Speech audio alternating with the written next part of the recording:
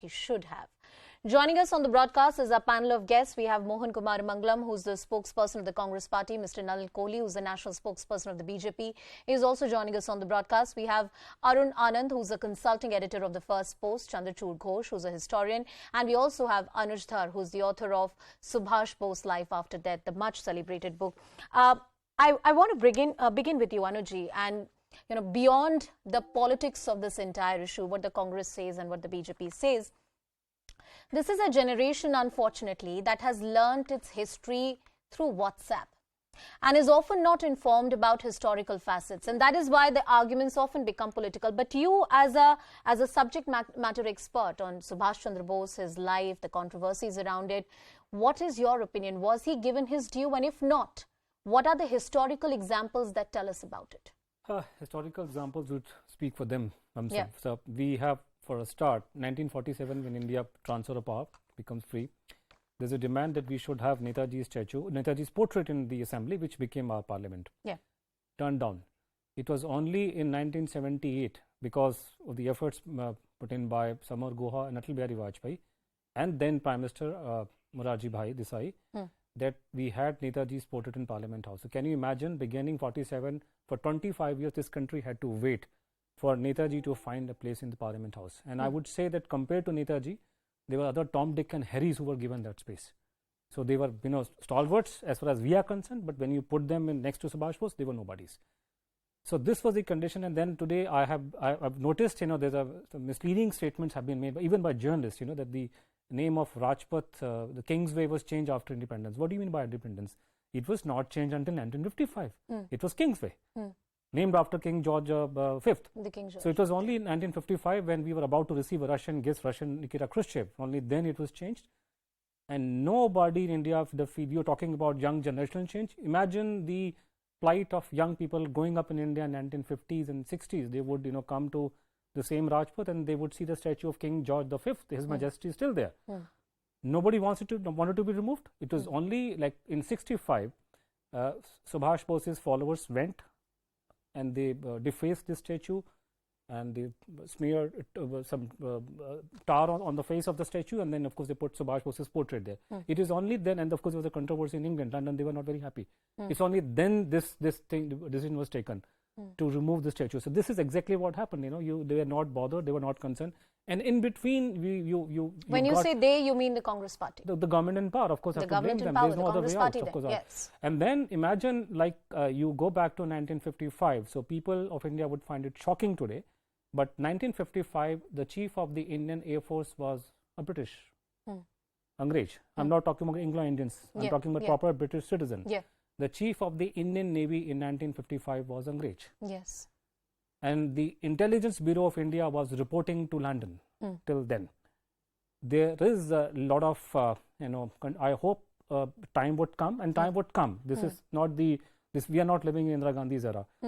Transfer of power has to be thrashed out fairly and squarely. There is something very fishy about the transfer of power. There is something fishy about India joining the Commonwealth in 1949. Commonwealth, if I would call it in Hindi, Gulamo ka tola. So all the former slaves of the British, and of course, the Australia and New Zealand, who were essentially the Britishers, living in other colonies. So they formed a group. People of India did not want, but Panditji took that call, and unfortunately, when under the Freedom of Information Act, our RTI, a question was put to the government: let us have the records about India's joining, the Commonwealth of Nations. Anuj, the answer is no. They have no information, no record. Records have vanished, disappeared.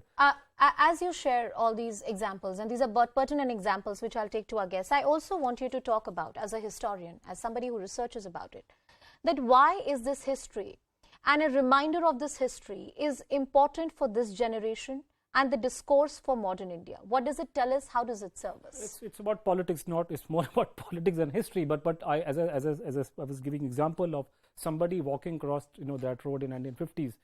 The people, young generation grew up seeing the George Fifth standing tall.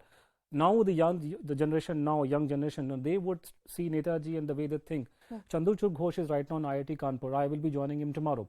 I've just returned from a long tour of America, where I've been, of course, we go all over the world, and is essentially in young people, youth. In this age, where media has become so powerful, so formidable, and so much different from what it used to be even 10 years ago, and the onset of social media. Usually all over the country, the youth are very energetic, so they don't have the inhibitions that people have even 10 years ago.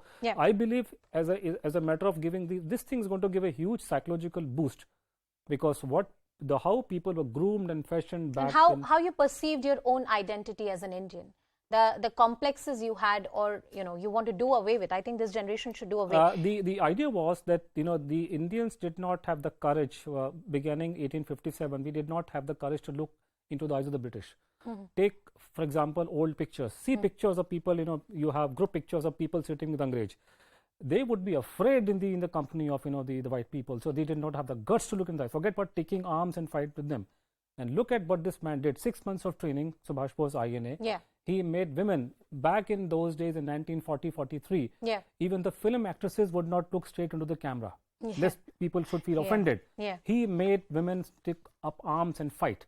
So this is what this man achieved. This is what that ideology. 6 months. I will open this debate to now the political guests we have, Nalin Kohli and Mohan Kumaramangalam. Mohanji, first coming to you, why did it take us more than 2 decades to have a portrait of Netaji Subhas Chandra Bose in the parliament?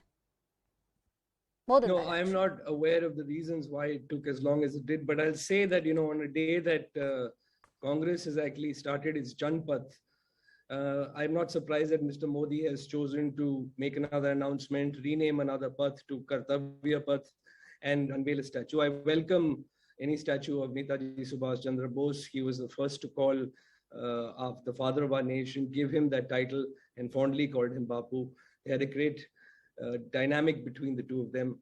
We have so many great freedom fighters in our country, and maybe there is one particular freedom fighter here who we all admire, whose unveiling of portrait had been delayed. But to look into the past and assign sort of nefarious reasons for it is not something that is going to be. Mohanji, I'm not assigning nefarious reasons. No, that's not the intent. That's not the intent. But can I tell you something very honestly? Honestly, hold on a second. Yeah. You are in the way that the question. No. By asking this question, you assume that there is some sort of design or some sort of. The way I framed my question is Mohan, this is unfair. This is unfair. This is unfair. This is unfair. How is this unfair? The way I framed my question is, why did it take so long? I did not attribute a motive to you. Then don't term my question as nefarious. That's unfair. And I am saying that I am not saying your question is nefarious. I'm saying there is an underlying assumption when you ask me that question that there is a purposeful ignoring of Netaji Subhas Chandra Bose, which is what I'm actually rebuking here, and which is why I'm telling you that we are a country of many great freedom fighters. I'm going to interject you once again. I'm going to interject you once again, Mohan. I'm not going to talk about the yatra that the Congress party has started. Very good you've started that yatra. Inflation, price rise, there are various other issues that the opposition parties should raise. Good that the Congress party is hitting the streets. I'm not talking about that. But BJP often, your political opponents often, and now we have historians also who are talking about it, that the Congress party has shied away and ducked away some very uncomfortable questions of past and history. And this is a case in point. When I asked you a very simple question, you spoke about the politics of the Congress, you spoke about the motives or the underlying assumption of the question, but you did not answer me on the substance of the question. Would you? Mohanji. On the substance of the question, I'm trying to tell you that many great freedom fighters' portraits were unveiled, and if the unveiling of Netaji Subhas Chandra Bose's portrait was delayed, it wasn't for any nefarious reason. That is my answer to you. If you're going to ask me if there's any specific reason, there is an assumption in that question that there was a design as to why it's delayed. And I am actually saying that isn't the case. I'm also saying that it is great to have statues of our freedom fighters, but what we want to do is focus on the problems of today. And if you want to build a young, confident India, as some of your other guests talked about, being able to look into the eyes of the world, then we need to focus on the problems of the day, and we need to figure out how we are going to build a prosperous nation so that all of us can be proud of and look anybody in the eye we want to. Well,